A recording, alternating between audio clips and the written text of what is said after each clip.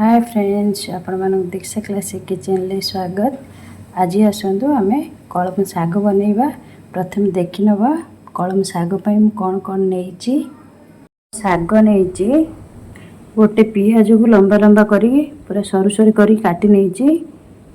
गोटे रसुण नेइची और चारोटी सुखिला लंका नेइची। सरिष तेल नेइची, लूण नेइची।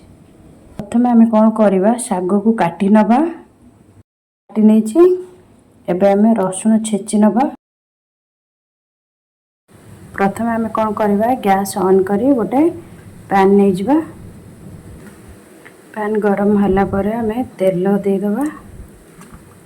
तेल गरम होला पर आम सुखिला लंका दे दबा।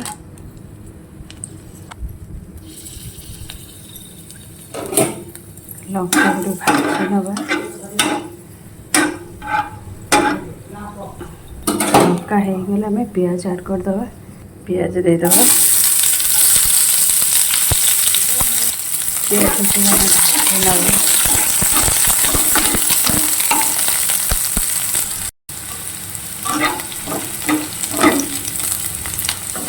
पियाज आम भाजी होगा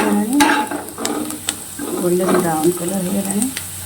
एबे आम छेचिक रखी रसुण देदे।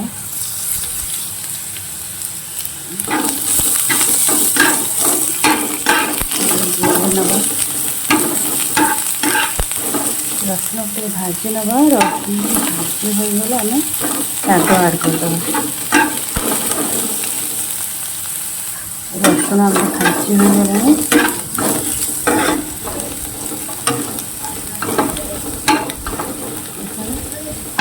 रसुण आम भाजी होगा। काटिक रखी साग ऐड करदे। सागर स्वाद अनुसार आम लुण देदे।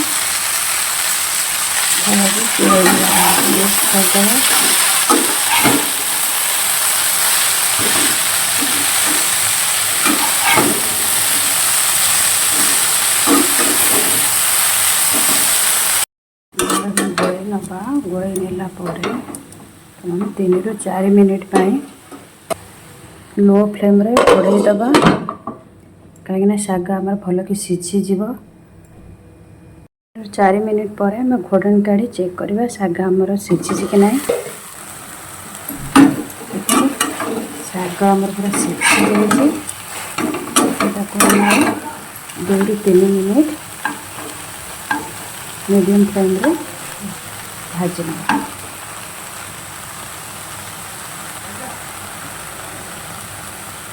कलम साग पूरा होगला भाजी जाइए।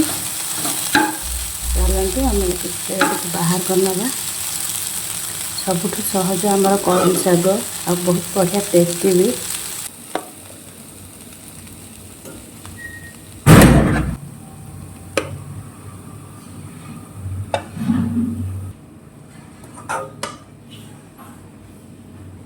आमर भी कलम साग पूरा रेडी। एबे आम पखाड़ भात एंजॉय करवा। और लेट करवा नहीं, जल्दी जल्दी चलते खाई नवा और देखा केमती टेस्ट है।